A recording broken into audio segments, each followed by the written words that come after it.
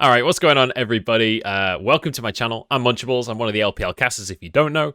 And I guess welcome to the first ever preview type show. I haven't got a name for it or anything like that, but yeah, I figured off the back of the Reddit thread yesterday, I'm just going to make a video. I was trying to script out and stuff, but I have too much to say about every team, so I'm just going to go through and I'm just going to try and give you little cliff notes about what's coming up this week, what I find exciting personally. I'm going to give you 3 big matches that you need to watch. These are the big ticket matches, in my opinion, over the next 5 days of week 3. And other than that, yeah, I'm going to edit this after recording, so hopefully the standings should now pop up just here. Fingers crossed I don't forget that I said that during the video.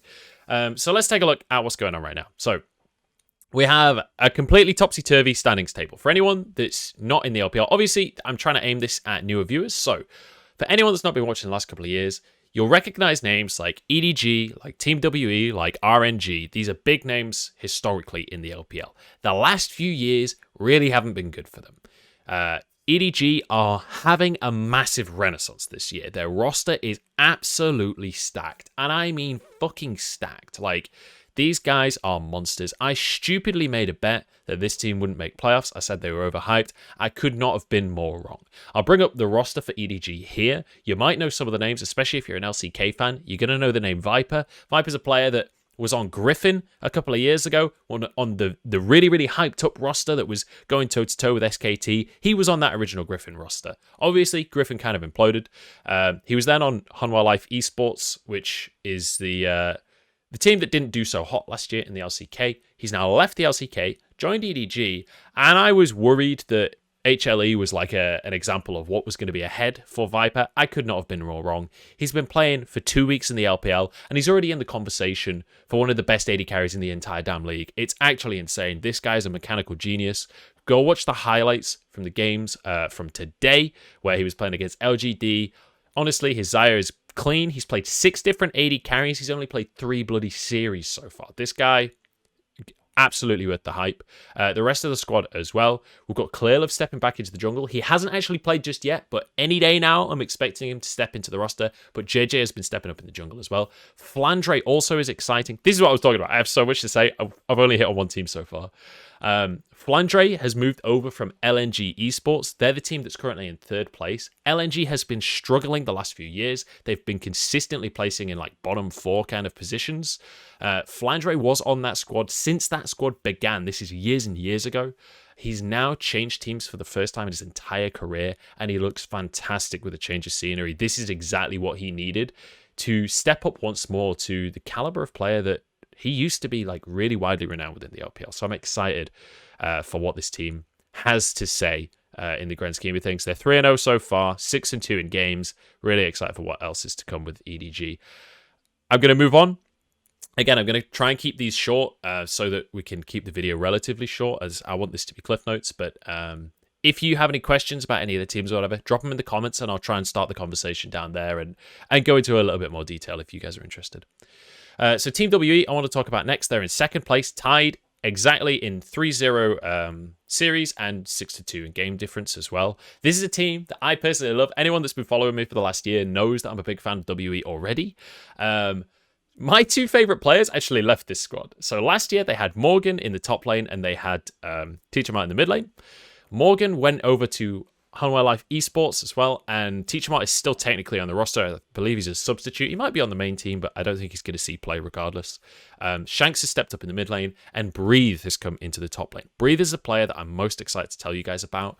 Anyone that doesn't know, he was on OMG last year. His old username was Curse. Now, really adorably, Curse was already friends with a bunch of the players, most specifically Jomung, on the roster of WE. And last year, when OMG really weren't performing, which they're again not performing, Curse would hang out with Jomung on stream and they would like talk about how they were going to be bros. And he would joke about being WE's bonus sub when he was back on OMG. So now that's come to life and he looks amazing.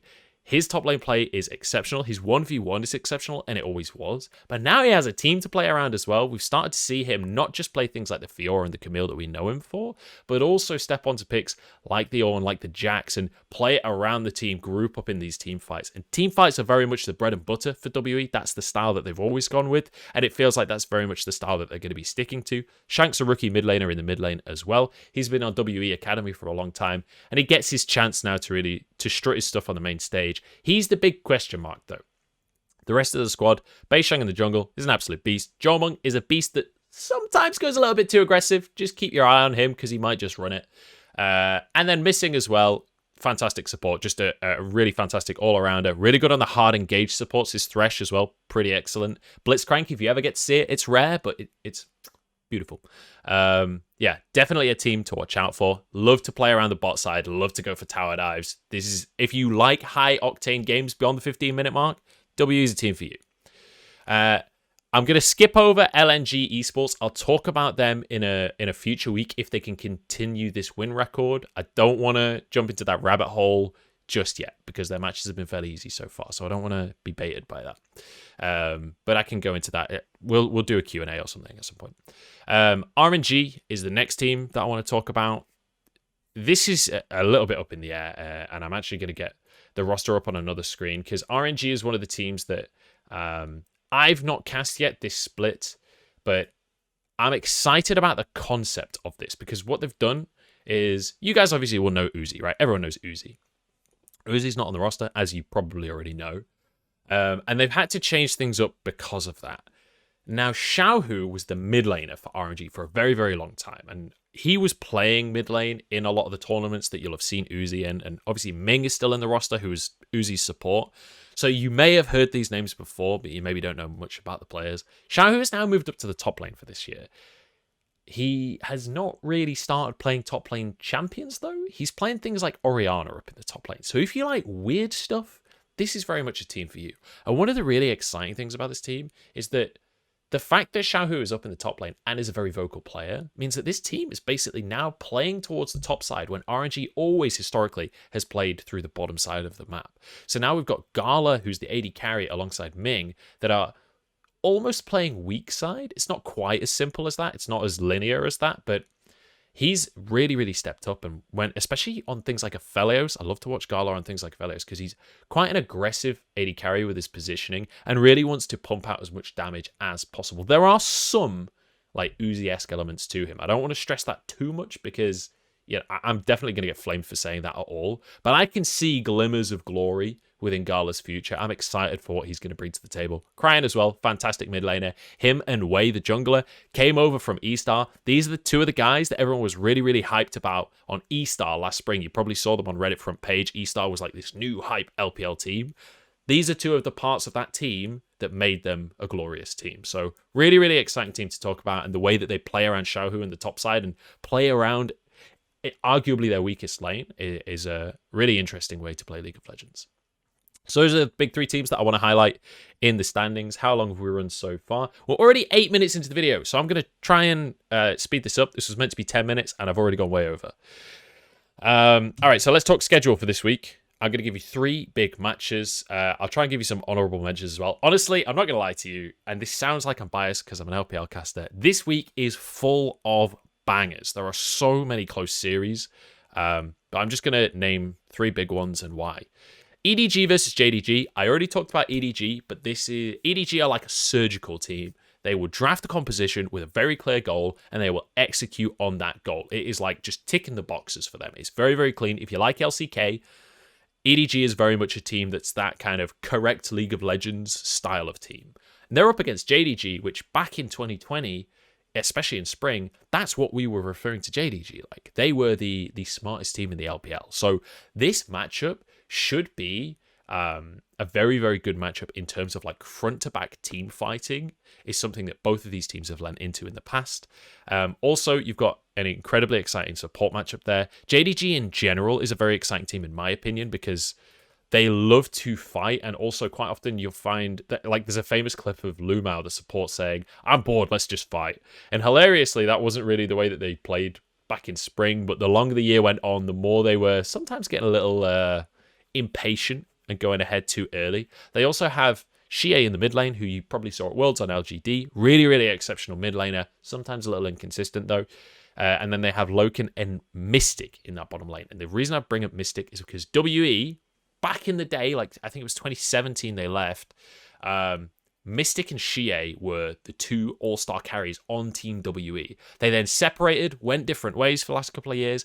Now they're reunited on JDG. I don't know if they're going to be playing Mystic and Xie on this game between EDG and JDG. I don't think rosters are out just yet. But if they do, that'll be incredibly exciting. And the ceiling for JDG is even higher than it was last year. And let's bear in mind, this is a team that went to the semi-finals. Wait, did they? No, they didn't. They went to the quarterfinals. But they should have gone to the semi-finals, damn it. All right, let's move on, because again, I'm over my time budget that I allotted myself. FPX vs Suning is the next team I want to talk about here. So FPX, FunPlus Phoenix, you probably have heard this name before because they won the 2019 World Championship. Well, all I'll say is no refunds, LCK, because we swapped top laners. Damwon Gaming gave FPX Nuguri, and FPX gave Damwon Gaming Khan, and from Damwon's perspective, this is the worst trade deal in the history of trade deals, maybe ever. Nuguri is popping off in the LPL. Khan, living up to the meme of 2020 Khan. Nuguri, though, has completely evolved this team.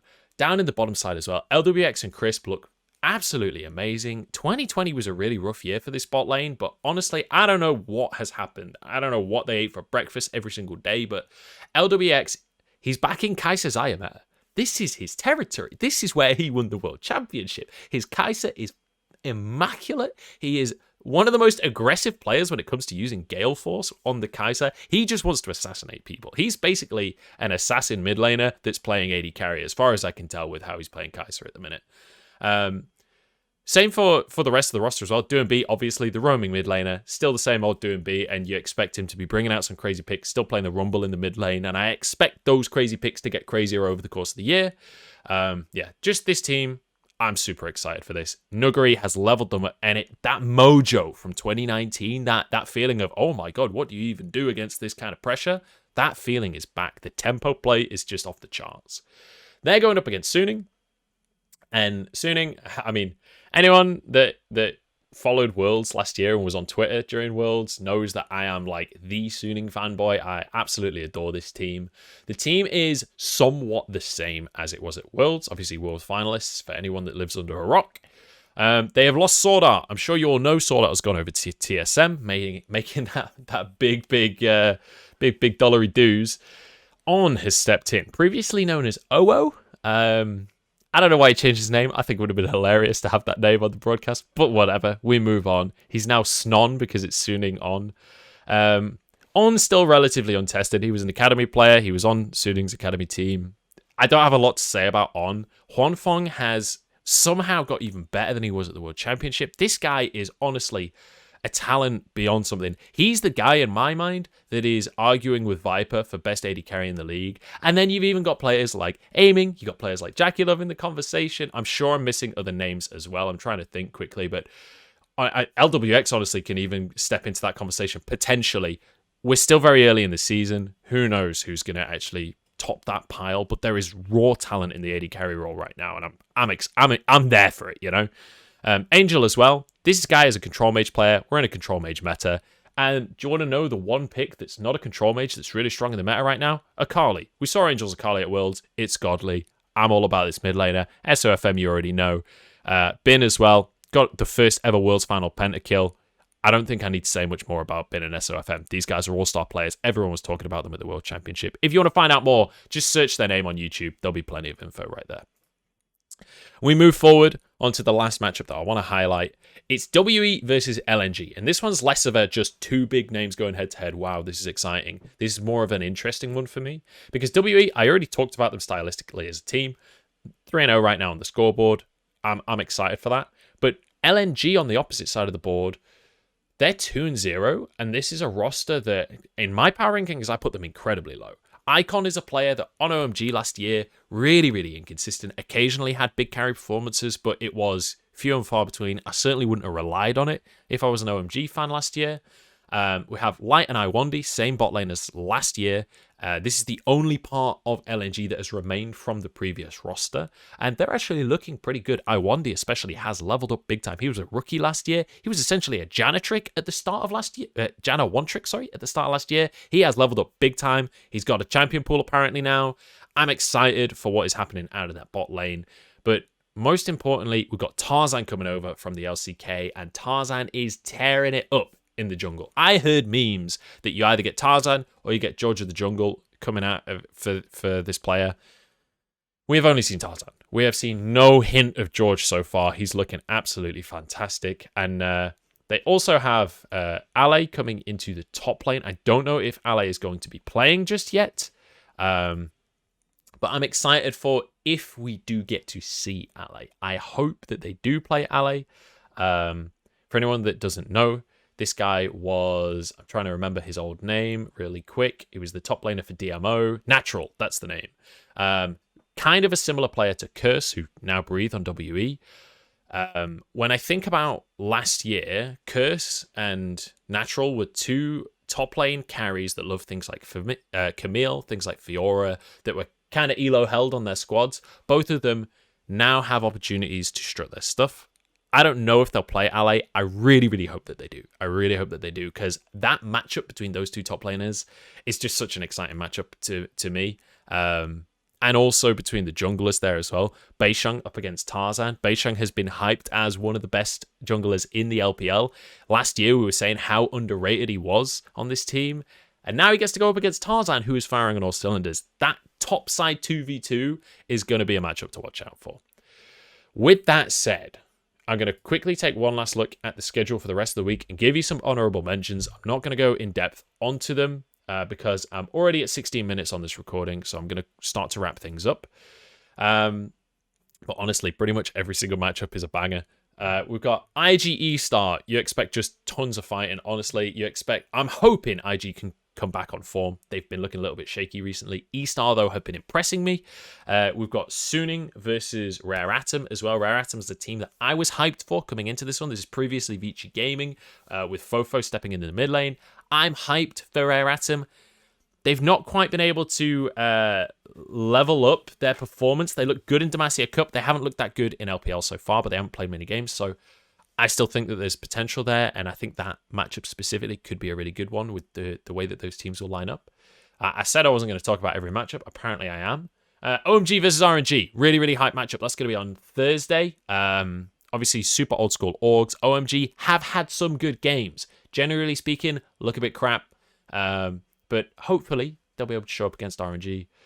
I'm going to skip some of them because otherwise I'll talk about every matchup. I can't stop talking. It's a good thing it's my job. Last honorable mention will be Rogue Warriors against V5 as well. That's going to be on Sunday.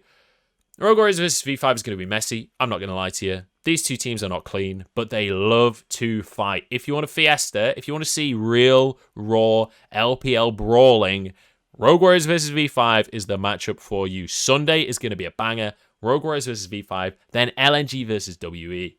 Do not miss it. With that, I'm going to close out the video. If you're watching it on the day that this goes live, we're about to go with Bevies with the boys in 15 minutes, so make sure you tune in for that one. Other than that, I've been Munchables. Follow me on Twitter and all that good stuff. I'll see you next time.